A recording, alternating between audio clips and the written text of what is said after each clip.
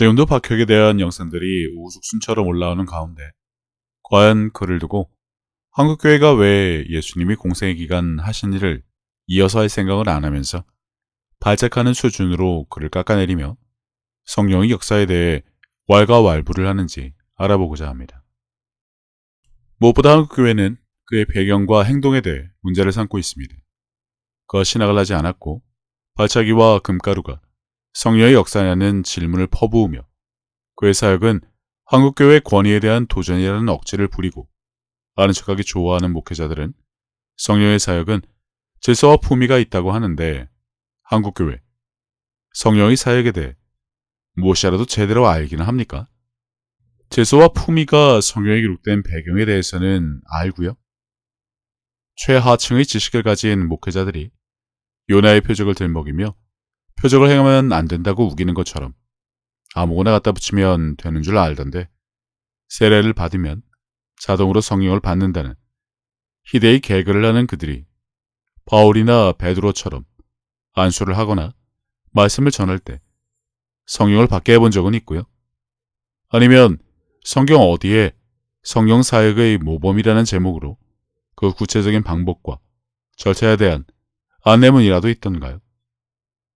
하나님이 하시는 일을 다 아는 것처럼 구는 교만은 이미 그들이 운영하는 교회에서 오래전부터 저지르고 있던 일인데 그래도 교회 운영에 아무런 지장이 없어 왔으니 기고만장해서 나와 다르고 교단과 다르면 무조건 프레임을 씌우고 보는 태도는 세상에서 흔히 볼 수 있는 내 옆가게에 손님이 많이 오면 배가 아파 덮어놓고 비난거리를 찾는 것과 도대체 무엇이 다를까 싶습니다.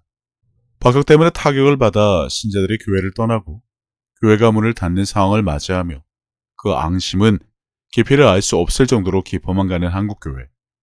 불교와 천주교도 박혁의 영향을 받던데 우리 신자들을 빼앗아 간다고 분개하며 국가적인 종교 붕괴의 문제가 될 정도로 상황이 심각한가요? 아니면 기독교 혼자 똥줄이 타서 저 난리를 부리는 것일까요?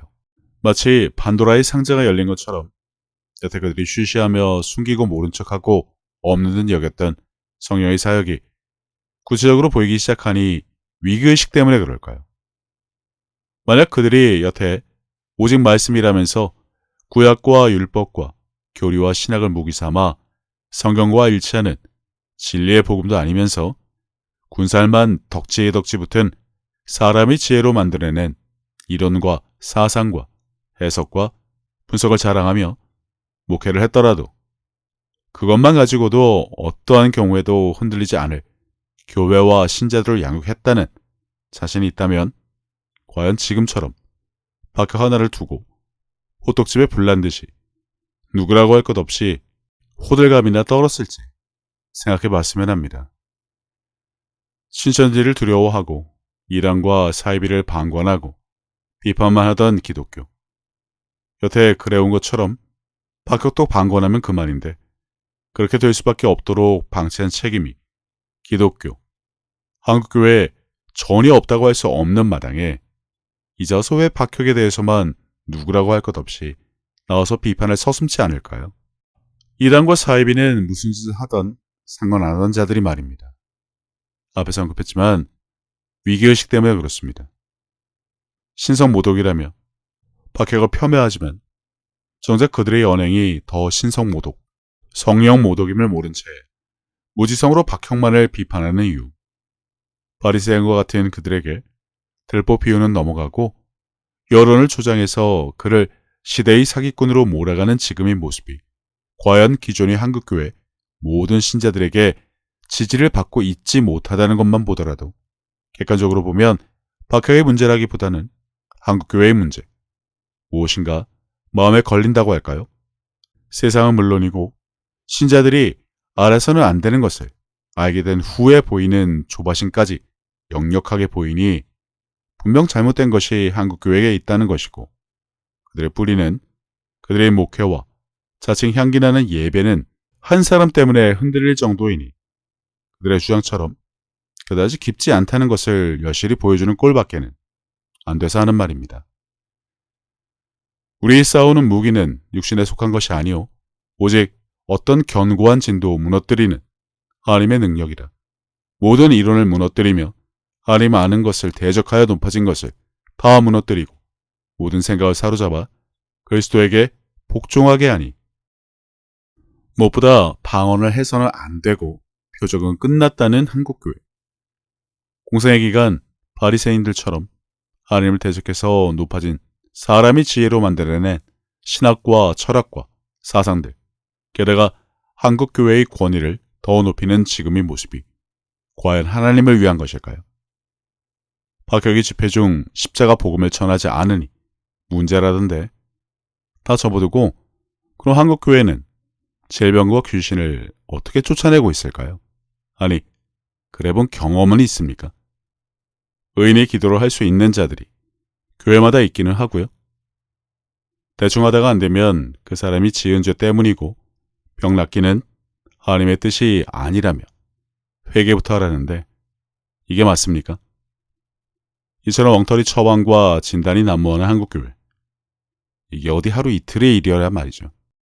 세상 경험도 없고 물정도 모르는 목회자가 교회 와서 말씀을 통해 살아가는 방법을 목사로부터 배워야 한다는 개그를 하던데 경쟁사회에서 얼마나 경쟁력이 없고 자신이 없고 둘러댈 것이 없으면 신자들의 관심이 박혁에게 쏠리니 이제서야 호떡집에 불난 듯 호들갑을 떠나 싶어 가관일 뿐이지만 아무리 최종 학력이 피자스쿨에 여름 성교학교라 하더라도 이러지는 않을 것입니다. 그들이 운영하는 교회 신자들의 눈에는 그들이 부당한 것에 대한 거룩한 분노를 부리는 것으로 보일 수 있을지 모르겠지만 제 눈에는 알고 보니 교회 운영은 했지만 자기 밥그릇도 지키지 못하는 자들이 밥그릇 때문에 밥그릇 싸움에 밀려 신자들조차 수군거리며 교회와 목회자의 능력 없음을 지적하며 교회를 나가니 엄한 것에 화풀이 나는 것으로 보일 뿐입니다. 여태 한국교회가 올바른 복음을 전하고 주님의 공생의 기간 하시며 나를 믿는 자는 그분이 하신 일은 물론이고 그보다 큰 일도 한다고 하신 일을 했다면 박혁이 따로 이러한 성령 사역을 할 필요가 없음에도 불구하고 단지 여태 한국교회가 했던 것과 다르고 교리와 다르고 신학의 사상과 다르다는 이유만으로 작당을 했는지 신학 없이 치유사역, 유사 이단 행보에 피해 주의라는 방송까지 어거지로 만들어 내보내던데 그래서 뭐 조금이라도 효과를 봤습니까? 아쉬운 목회자들이 비난의 영상을 올리고 이런 방송까지 내보내서 원하는 것을 얻어냈냐는 것입니다. 아무 효과가 없죠. 그들이 고백하는 것이 이 정도 수준이란 것을 스스로 밝힌 것 말고는. 그럼 이 마당에 과연 그들이 지키고자 하는 것은 무엇일까요? 네, 자기 밥그릇입니다. 여러모리를 위해 만드는 영상의 제목만 봐도 가관인데 신학을 하고도 치유사역을 못하는 자들이 궁여지책으로 박혁이 신앙을 하지 않았다는 것을 돌려가기 위해 그럼에도 불구하고 치유사역을 한다며 비난을 하다니요. 얼마나 경쟁력이 없으면 그들이 먼저 마땅히 했어야 할 일을 여태 그들이 했던 주장과는 완전히 반대로 병을 고치고 귀신을 쫓아내는 일을 누군가 하니 뭐가 들통이라도 난 것처럼 그것에 대한 비난을 하고 그 와중에 신자들에 빠져나가니 그것을 왜 박혁 탓이라며 사태질이나 할까요? 꼴사납게 말입니다. 그럼 그 수많은 신학을 한 목사들은 왜 치유사역을 못합니까? 누워 침을 뱉어도 유분수지. 아무리 머리가 안 돌아가고 궁여지책으로 지어낸 영상의 제목이지만 신학 없이 치유사역이라니요. 신학을 했으면 치유를 할 수 있고 해도 된다는 말과도 같은데 이런 낯띠 낮은 꼼수로 남을 비난하는 한국교회. 결론은 하나죠. 이 시대의 치유가 이단이라며 사함을 받지 못할 성령 모독의 죄에 대해 이들은 아무런 두려움이 없습니다. 최근 백종원의 예산시장에서 배은망덕한 자들이 설치던데 위생에 대한 지적에 자기가 알아서 한다고 벌금을 내도 내가 낸다며 적반하장 화를 내며 자신들을 위해 해준 것이 무엇이냐고 은혜를 갚아도 모자랄 마당에 온갖 도움은 다 받고 돈맛은 봤으면서 여전히 내 멋대로 장사하는 자들이 운영하는 가게에 과연 언제까지 손님들이 속아서 찾아줄까요? 박격을 비난하는 한국교회도 이 지경인데 과연 신자들이 떠나는 것이 단지 박격 때문일지 생각이라는 것을 한 번이라도 제대로 해보기 바랍니다. 신자들은 있을 만한 곳이 안 되니까 떠나는 것입니다. 설사 능력이 없어도 예수의 증인으로 하나님이 살아계심을 보여주는 목회를 평소에 했더라면 신자들은 결코 교회를 떠나지 않습니다. 하지만 아무리 오래 교회를 댕겨도 목사를 봐도 밍숭맹숭 별다를 게 없으니 언제 교회를 나갈지 이미 마음을 먹고 있던 자들이 나간 것뿐입니다.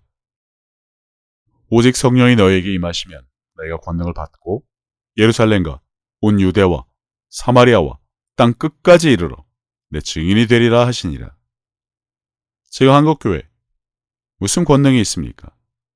은사주의, 신사도주의라는 사상을 주입해서 절대 공생애기간이 있었던 일은 하면 안 되는 것처럼 굴다가도 이제 와서는 부흥을 바라고 은사를 받아야 한다며 여전히 감 떨어지기나 기다리고 성령 모독을 일삼으며 교회를 운영한 그들은 과연 주님의 제자일까요? 아니면 신학과 교단의 교리를 전하는 영업사원인가요? 박격 때문에 흔들리는 한국교회와 교단과 목사들에겐 도대체 어떤 경쟁력이 있던가요? 수많은 이단과 사이비 그리고 신천지가 판을 치는 나라에서 구약의 인물 이야기나 좋아하지 정작 다윗처럼 하나님의 이름을 모욕하는 자들에게는 아무것도 하지 못하고 게다가 신자를 단속조차 못한 그들이 왜 이제 와서야 박격 하나 때문에 똥줄이 타는지 알 사람은 이미 다 알고 있습니다. 이전부터 청년은 물론이고 중장년까지 교회를 떠나는 지금 그것이 과연 예전부터 박격 때문이었던가요? 박격은 최근에 등장한 인물인데 소 잃고 외양간도 고치려 들지 않는 한국교회가 능력 없음을 부끄러워하지 않고 오직 자신의 노력으로 배운 신학을 무기 삼아 자랑이나 하는 치졸함은 접어두더라도 여태 무사안이란 교회 경영에 문제가 생기니 마치 이전까지 아무런 문제가 없어 왔는데 오직 박격 때문에 문제가 생겼다고 이 난리를 부리겠지만 고작 박격 하나 때문에 교회가 휘청거린다면 여태 뭘 얼마나 대충 해왔는지 안 봐도 뻔합니다. 교회만 가질 수 있는 경쟁력인 말씀조차 제대로 전하지 못해 박격 하나 때문에 신자들이 교회를 나간다고 선전을 하던데 생각이라는 것을 좀 하고 말하면 얼마나 좋을까 싶지만 그럴 머리가 없으니 어쩔 수 없죠. 박격처럼 메가 집회를 여러 번 경험도 없고 영어도 못하고 능력도 없는 마당에 쫄린이 일어나 싶어 심히 안타까울 뿐입니다. 그 교회와 목사 말고 그들이 운영하는 교회에 출석하는 신자들을 말합니다. 세상과 동떨어진 종교생활에 유유자적하던 한국교회는 박격은 물론이고 인터넷과 유튜브를 통해 알려지는 사역자들로 인해 계속해서 도전을 받을 것입니다. 이 와중에 여기저기 기웃거리며 기름 부음이나 받아보려는 목사들도 넘치는데 새 부대에 새 술이란 구절을 모르는지 헛수고만 할 뿐 그런 식으로 한다면 그들의 사역은 결코 달라지지 않을 것이고요. 아무튼 그런 와중에 박격 하나 때문에 흔들리는 한국교회 꼴을 잘 보기 바랍니다. 한국 기독교의 권위에 대한 도전이라며 발끈하고 발광하고 비난하는 그들의 추태를 말입니다. 그 권위가 주님의 말씀보다 중요하고 주님의 일을 하는 것보다 중요하게 여겨왔었는지 그들이 앞장서서 성경에 기록된 말씀대로 주님의 일을 행하고 있었는지 아니면 온갖 이유를 대며 비판하고 비난하고 부정하는지와 비교만 해도 알 수 있습니다. 게다가 질병과 귀신 들림을 두고 한국교회와 박격이 어떻게 하는지 비교를 해보면 됩니다. 그리고 각자 주장하는 것이 과연 성경에 있는 말씀에 누가 더 합당한지도 같이 보면 좋겠죠. 발차기와 금가루? 성령의 사역은 질서가 있다? 한국교회 목사들 예배 시간에 강단에 서서 뭘 하던지 벌써 잊었나요? 몸을 비비 꼬아가며 무성영화 변사처럼 흐느끼는 목소리로 바꾸어가며 그들이 하던 감성파리 설교를 통한 개그는 당연하고 박격의 발차기는 눈에 거슬려요? 대다수의 교회는 그동안 좋은 일을 너무나도 많이 했습니다. 지금도 여전히 그 일을 하고 있고 목숨 걸고 선교지에 나가 복음을 전하는 일에 평생을 바친 분들도 많습니다.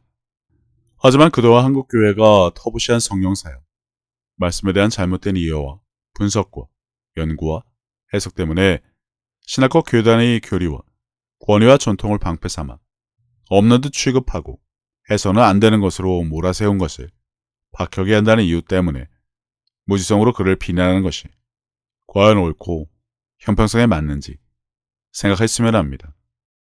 마땅히 교회마다 이러한 일을 했어야 함에도 불구하고 반쪽짜리 복음을 전한 것과 다를 바 없는 그들에겐 어떠한 경쟁도 없기 때문에 이제 와서 무엇을 하던 어떤 영상을 올려 비난을 하던 마치 밥그릇 싸움에서 밀린 것처럼 보이니 말입니다.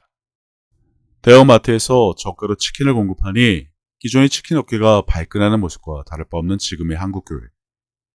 코로나 시국에 가격을 올리고 배달비를 올리고 독과점 상품처럼 자신만의 이익을 추구했던 그들이 품질과 맛으로 승부해서 기존 고객을 유지하고 신규 고객을 유치하는 것에 더 집중해야 할 그들이 실제로 매출이 급감하자 자신들의 잘못에 대한 각성은 전혀 하지 않은 채 그 이유를 대형마트의 횡포 때문이라 몰아세우는 것과 너무나도 흡사한 지금 한국교회의 모습. 능력이 없어 배운 것이 도둑질이라 할 수 있는 것에만 충실했어도 소 잃고 외양간 고치는 일은 없었을 것입니다. 아니, 그들은 외양간을 고치지 않고 여태 무사한 일로 지내오다가 마치 박혁이 아주 오래전부터 자기들이 소를 빼앗아간 것처럼 구는 추태는 누구에게도 인정받을 수 없을 것입니다.